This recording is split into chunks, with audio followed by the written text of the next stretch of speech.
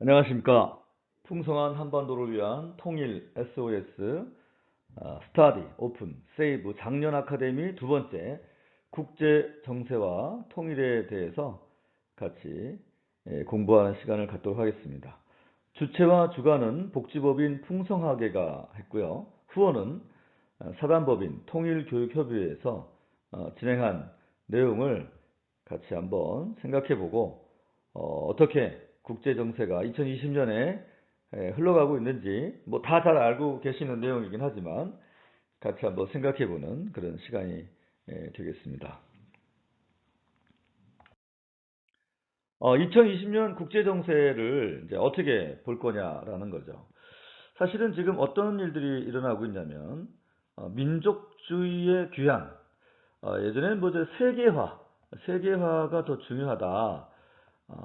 이렇게 뭐 다 같이 전 세계를 편안하게 다니고 그다음에 서로 국제 무역을 하고 하니까 민족주의보다는 다원주의고 그다음에 또 다민족주의, 그러니까 모든 사람들이 다 하나가 되는 이런 세상을 꿈꾸고 진행이 됐었어요.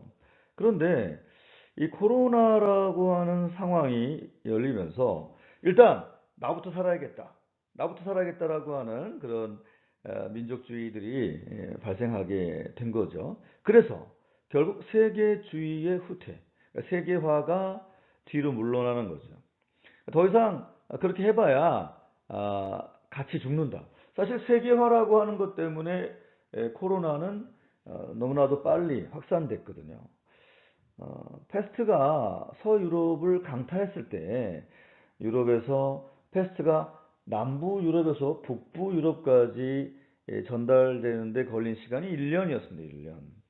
근데 지금은 비행기 타고 그냥 전 세계로 코로나 바이러스가 전파되기 때문에 세계주의는 후퇴될 수밖에 없는 그런 상황이 이제는 된 거죠. 물론 세계화 때문에 각국이 더 서로 잘 살 수 있었던 산업적인 배경이 물론 있지만 이제 그 코로나로 인해서 오히려 또 다 죽게 된 거죠. 그러니까 세계주의가 오히려 뒤로 물러나는 이런 시대가 되었습니다. 그리고 그 자신 국가들의 힘, 그리고 자기만의 국가 이익을 강조하는 그러한 시대가 되어버렸습니다. 그래서 지정학의 귀환이다. 그러니까 자리 잡고 있는 터전을 자리 잡고 있는 그런 나라들이 좋은 자리를 선점하고 있으면 이거 안 뺏긴다. 이렇게 하면서 세계화보다는 민족주의로 넘어가고 있는. 사실은 이 민족주의라고 하는 것 자체는 세계의 역사를 보면 전쟁을 유발하는 요인이었어요. 그러니까 이런 지정학의 귀환이라든가 세계주의 후퇴라고 하는 것은 세계의 어떤 군사적 안보의 위험을 초래할 수도 있다. 이런 생각이 듭니다. 뿐만 아니라 이제 국내 정치에서 권위주의가 증가한다. 사실은 이 권위를 많이 이제 예전엔 뭐 당연하게 권위가 있는 사람들한테 복종하고 따랐던 그런 시절이 있었는데요. 그런 권위주의들이 뭐 많이 없어졌죠. 그러니까 서로 다 같이 평등하고 뭐 다 같이 뭐 너나 나나 같고 뭐 이렇게 또 진행이 되다 보니까 일사불란하게 움직이는 데 문제가 있는 거죠. 근데 이 코로나라고 하는 거는 일사불란해야 되거든요, 또. 그러니까 말을 들어야 돼요. 자, 움직이지 마. 그럼 딱 움직이지 않아야 되는데, 권위주의가 떨어지면, 움직이지 마. 그런데 나는 움직일 거야. 이렇게 되는 거죠. 그러다 보니까 국내 정치에서도 권위주의가 증가되고, 또 세계 각 여러 국가도 동일하게 권위주의가 증가가 될 수밖에 없다. 그래서 국내 정치의 이해관계가 국가 전략을 압도하는 그런 외교라는 특징을 보이게 될 것이다. 그리고 동북아 질서도 이에서 벗어나지 못할 것이다. 오히려 동북아는 세계 질서 변화를 모두 끌어안는 축약판이라고 할 수 있다. 그러니까 국제 정세를 보기 위해서는 동북아의 메커니즘을 이해만 해도 알 수 있다. 이렇게 보는 것이죠. 그래서 세계뿐만 아니라 동북아에서의 그 변화하는 질서, 또 세력 재편의 변수에는 뭐가 있느냐? 지리적인 거. 그러니까 이게 옛날부터 있었던 거죠. 어느 포인트에 자리 잡고 있느냐, 이 지리적인 거. 그다음에 무기 체계. 그러니까 어떠한 군사적인 능력들, 국방력들을 갖고 있느냐. 그리고 또 그 국가가 군사적인 전략, 경제적인 전략, 뭐 정치적인 전략 이런 것도 여러 가지가 다 있죠. 그런 것들을 다 알아보는데 다 알아보기가 쉽지 않죠. 그러다 보니까 가장 간단한 것은 그 나라의 지도자죠. 그 국가의 대표, 뭐 대통령이면 대통령, 뭐 총리면 총리의 변수로 파악해 보는 것이 매우 빠르게 이해하는 데 도움이 될 수 있다. 이제 그렇게 볼 수가 있겠습니다. 그래서 세력 재편의 그 도령 변수가 될 수 있는 게 지도자다. 그래서 그 나라의 대표가 어떤 사람이고 어떤 역할을 하느냐가 따라서 국제 정세는 언제든지 변할 수가 있다. 그래서 그걸 변수다. 그렇게 보는 겁니다. 첫 번째로 이제 미국이죠. 미국의 도널드 트럼프 대통령은 다른 것보다는 본능적이고 충동에 충실한 외교 안보 정책이죠. 그래서 뭐 싫어하는 사람은 너무 싫어하고 또 좋아하는 사람은 좋아하는데 뭐 저는 도널드 트럼프 대통령 처음부터 좋아하는 편이긴 합니다. 좋아하는 편이긴 한데 이런 구체적인 내용은 우리가 줌 교육할 때 또 다루도록 하겠습니다. 아메리카 퍼스트, 그러니까 미국이 먼저다. 다 필요 없다. 뭐 우리가 뭐 국제 경찰 역할하고 뭐 많은 사람들을 도와주고 이거 싫다. 그렇게 하다 보니까 아메리카 alone 본인이 고립됐어요. 그러니까 그냥 나 혼자 잘 살겠다 그러면 항상 고립되는 거잖아요. 근데 그 가장 강력한 그 국가가 패권 국가가 이 아메리카 퍼스트를 하면서 아메리카 언론이 되어버린 거죠. 일본과 연합하고 중국과는 무역 분쟁을 야기하고 험한 협상을 현재 진행하고 있죠. 초기에는 러시아랑 협력을 했어요. 하지만 이제 러시아 공모라고 하는 사건의 조사로 러시아와 협력은 이제 어렵게 됐습니다. 또 북한의 비핵화를 해야 된다라고 트럼프는 말하지만 사실은 그 구체성이 좀 부족하고 또 김정은하고 정치적 거래로 이제 공로를 인정받으려고 시도하고는 있어요. 뭐 지금도 해왔지만 이제 2020년까지 김정은을 회유하고 어느 정도 핵보유를 허용하는데 위협을 제거하는 데 목표로 하는 것으로 보입니다. 그게 이제 미국의 모습이라고 이제 저희가 볼 수가 있죠. 중국 볼까요? 중국은 이제 잘 아시다시피 시진핑 주석이죠. 그래서 국내 권력 기반을 강화하고 미국에 대해서는 경쟁, 그리고 협력을 병행합니다. 그러니까 견제하면서 경쟁하면서 협력해야 돼요. 왜? 이 경제적인 것 때문에 그래요. 미국이 자기들이 만든 물품을 사야 되니까. 이를 위해서는 또 러시아랑 제휴하고 한미일 3자 동맹을 포함한 미국 중심의 동맹 체제를 방지하려고 하죠. 그러니까 한미일은 같은 편, 그죠? 그다음에 북중러도 같은 편. 이렇게 체제를 만들려고 하죠. 그래서 시진핑은 그의 경제력과 강한 미일 동맹을 가진 일본에게는 경제적인 이익을 노려 비교적 부드러운 벨벳 글로브 정책, 그래서 벨벳 장갑이라고 합니다. 그래서 부드러운 정치적인 정책을 취하고 있다. 일본에는 그렇게 하는 거예요. 일본에는. 한국에는 강한 태도를 취합니다. 그러니까 본인에게 이익이 되는 나라에게는 부드럽게 대하고 그다음에 본인에게 그렇게 강하게 이익이 안 된다 판단되면 강하게 하는 거죠. 이것을 어디서 볼 수 있냐면 카디즈라고 하는 건데요. 이게 이제 코리아예요. 그래서 한국의 방공망이에요. 디펜스 에어리어 이제 여기를 들어오면 안 되는데 이를 들어오는 거예요. 에어존을 들어오는 거예요. 중국의 잦은 카디즈 침입이 보면 알 수 있죠. 또 중국은 북한의 핵무장을 원하지 않으나 북한의 비핵화는 미온적이다. 이게 무슨 얘기예요? 아니 이거 뭐 아는 아는 거고 뭐 근데 그냥 놔두는 거예요.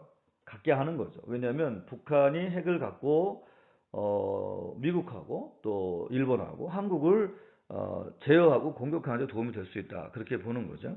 그래서 북한의 붕괴나 소멸을 방지하는 완충지도를 쓰고 대미 협상 카드로 쓰기 위해서 북한을 그렇게 이용. 일본 볼까요? 일본은 이제 지금은 아베가 아니라 스가로 바뀌었죠. 스가로 바뀔 거라고 요즘 하더라고요. 예, 네, 아베는 일단 물러났는데 미국의 대변인을 자처했죠. 그래서 아시아에서 중국과 경쟁 상대가 되는 것을 목표. 이를 위해서 미국과 동맹 강화는 중요하죠.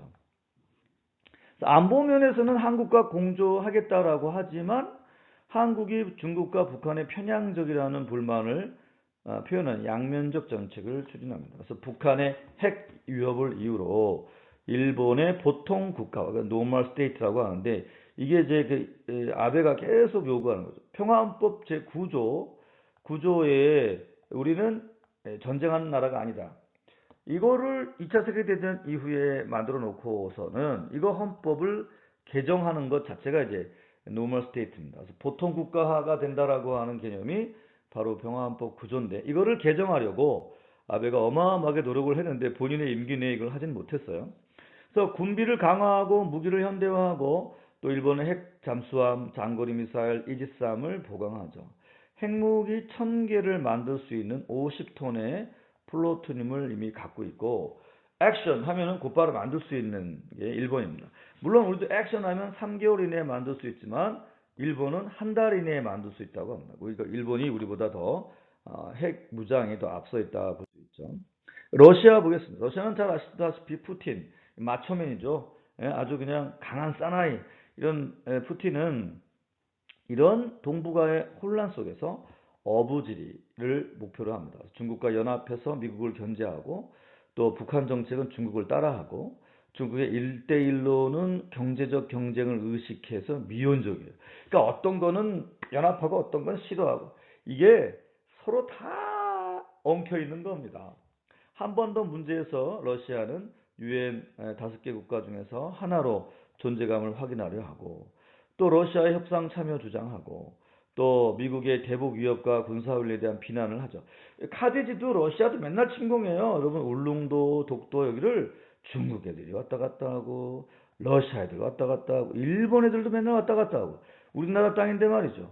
이거를 또 미국은 놔둡니다. 뭐라고 안 합니다. 이게 참 애매모호하지 않습니까? 이런 일들이 언제나 일어나고 있죠. 경제적으로는 또 한반도에서 가스 판매, 가스 파이프 건설, 북한 노동자 활용, 부동항 확보. 부동항이 이제 잘 아시다시피 지금 블라디보스토크에 있는데 이게 북한으로 살짝 내려오게 되면 더 안전하죠.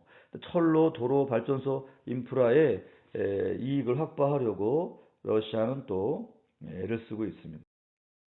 그럼 북한은 어떠냐? 김정은의 북한은 2017년 핵무장 완성을 선언했습니다. 2017년 벌써 3년 전입니다. 2018년에는 그것을 자제하는 모습을 보이다가 2019년엔 다시 탄도탄을 포함해서 여러 차례 단거리 미사일을 발사하죠. 그래서 북한의 핵무장의 목표는 정권의 유지예요. 그러니까 실제로 전쟁을 하겠다는 게 아니에요.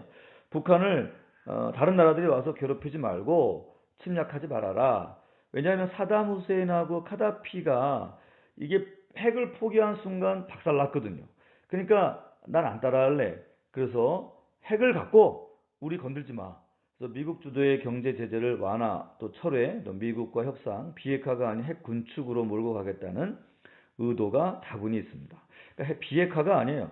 핵이 아예 없는 국가가 아니라 핵이 좀 있는데 적게 있는 핵 군축으로 몰고 가고 장기적으로는 이제 북미 평화협정, 그다음에 주한미군 철수, 한미 군사 훈련 중단으로 동맹, 그러니까 한미 동맹을 약화시키고 미국의 확장 억지 정책을 무력화해서 군사 외교적으로 남한에 대한 우위를 차지하겠다. 이게 북한의 정책이고 그다음에 또 목표이기도 합니다. 자, 북한의 도발, 협상 병행은 트럼프의 인내심과 의도를 확인하고 협상 전 유리한 고지를 점령하려고 하는 의도로 계속 2017년, 2018년 그렇게 해왔죠. 그래서 한미일의 의견을 조성해서 협상을 유리하게 이끌고 한국이 더 적극적으로 움직이라는 압박의 메시지도 보내는 것이죠. 이런 전략은 미국의 국력을 분산시켜서 미중 경쟁을 중국에 유리하게 하고 또 일본의 군비 증강의 명분을 제공하게 됩니다. 그래서 한국과 일본에는 미국의 확장 억지에 대한 의구심을 심는 거죠. 그래서 한미 사이에 상호 신뢰를 깨버리는 거예요. 약화시키는 거예요. 그러니까 동맹을 깨야 이기는 거거든요. 그래서 합동 군사훈련, 한미 공조에 대한 트럼프의 부정적 사고를 만들어내는 것이 북한 정권의 정책적 목표가 되겠죠. 그러면 우리 남한, 한국, 코리아는 어디로 가야 되느냐? 방향성을 어떻게 해야 되느냐? 사실 미국과 동맹국이죠.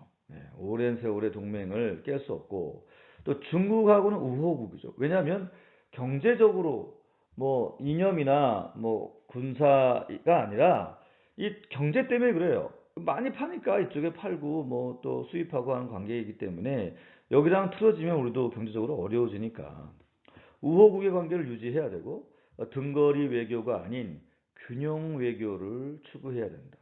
이 사실 어려운 말이 말은 써놨지만 어려운 거죠. 이런 차원에서 한일 군사 정보 보호 협정 지소미아라고 하죠. 그래서 지소미아를 파기하고 그다음에 미국의 미사일 방어, 사드 추가 배치, 한미일 동맹을 하지 않는다는 삼불 입장은 사실은 균형 외교에서 벗어난 거죠. 이거 사실은 이게 애매한 거예요. 일본하고 다 깬다? 아, 이거 안 돼요. 미국하고 다 깬다? 안 돼요. 왜냐면 한미일이 북중러랑 싸우고 있는 건데, 아니 한미일하고, 예? 한미일하고, 아니 북중러하고 같은 팀이 돼서 이념적으로 싸우고 있고, 그죠? 또 군사적으로 대치하고 있는데, 아니 미국하고 안 해, 일본하고 안 해? 그럼 이거 한국만 남았는데 중국하고 러시아, 북한이 손을 잡으면 이거 그냥 뭐 그냥 날아가는 거 아니겠습니까? 예. 그래서 우리가 좀 고민해야 됩니다. 남북한의 관계, 북한의 핵 문제에는 평화와 비핵화를 동시에 추구하는 압박, 협상을 병행하고 북한에 넘어서는 안 되는 레드라인을 명확히 설정해야 되는 거죠. 북한에 질질 끌려다녀서도 안 돼요. 그러니까 이게 쉽지 않지만 그래도 그렇게 하면 안 되는 거죠. 대북 경제 제재 완화에 관련된 거는 미국과 사전에 긴밀한 협의가 필수적입니다. 미국하고의 군사적인 동맹과 경제적인 동맹이 깨어지면 사실은 끝입니다. 옛날에 소련을 망하게 할 때 미국이 경제적으로 틀어버려서 망한 거고요. 일본이 잃어버린 20년 뭐 그거 다 미국이 결정하면 끝인 거예요. 미국이 패권 국가고 달러를 찍어내는 국가인데 그 뭐 전 세계에 그 달러가 아니면 돌아가지 않는데 그 국가인데 그거 잘 아십니까? 이번에도 뭐 3천조인가 뭐 달러를 찍어냈는데 뭐 역사 이래 미국 역사 이래 엄청난 돈을 유동성 완화가 됐는데도 인플레이션이 일어나지 않는답니다. 아예 다른 경제 시스템으로 이제 전 세계가 국제 경제가 바뀌고 있는데요. 거기에 대해서도 우리가 잘 알아야 되겠죠. 그래서 한국은 모순 정책이라고 하는 걸 쓸 수밖에 없어요. 아니 왜냐면 북한하고 평화를 유지하고 미국과 일본과는 군사 공조를 하고 그다음에 압박을 유지하면서 북한과 대화 교류를 또 추진해야 돼요. 그러니까 군사적으로 우리가 힘을 키우면서 평화적으로 지내자 이래야 되는 거죠. 아니 그게 뭐야? 아니 무기를 잔뜩 준비해서 싸우지 말자 이런 얘기잖아요. 또 미국의 압박 정책과 공조가 되게 중요하죠. 평화 유지의 효과적인 방법입니다. 그래서 미국의 핵 우산 포함 핵 전략 자산을 활용하고 중국과도 좋은 관계를 유지해야 해요. 왜? 경제적인 것 때문에 그렇죠. 미국, 호주, 일본 등이 선도하는 인도 퍼시픽 전략에 어떻게 참여하는가? 한국이 추진하고 있는 신남방 정책이나 중국이 추진한 1대1로와 어떻게 조화할 것이냐? 이런 현명한 결정들을 내려야 하고 또 진행해야만 하는 상황이 우리에게 있습니다. 모순 정책이죠. 우리나라는 그럴 수밖에 없는 지리적인 자리에 위치해 있기 때문에 이걸 너무 이게 뭐야 어디 어떻게 하라는 거야? 예, 아닙니다. 위치가 그런 위치에 있는 거죠. 그래서 보시다시피 여기 러시아 불곰, 예? 아우 중국, 아우 여기 무섭죠. 이쪽도 무섭고 미국도 무섭고 일본도 무섭고 여기 가운데 띠 낑겼잖아요. 이게 반으로 나뉘어가지고 말이죠. 예? 그래서 한미일 북중러가 한 팀이 돼가지고 이렇게 이해관계가 맞물려 있는데 이걸 어떻게 벗어나겠습니까? 인식 조사를 해봤는데 향후의 남북 통일에 대한 의견, 점진적인 통일, 그리고 가능성 장기적으로는 가능하다. 그렇게 다들 본 것 같아요. 그래서 안전을 위협하는 대상이다. 그리고 힘을 합쳐서 해야 할 대상이고 또 우리가 도와줘야 될 대상이고 결국 중요한 건 한민족이다. 얻을 이익이 있다. 예. 그러니까 경제적으로 이 사이에 끼어 있으니까 잘 교육을 하면 돼요. 그 통일신라 시대에 장보고가 했던 거랑 비슷하죠.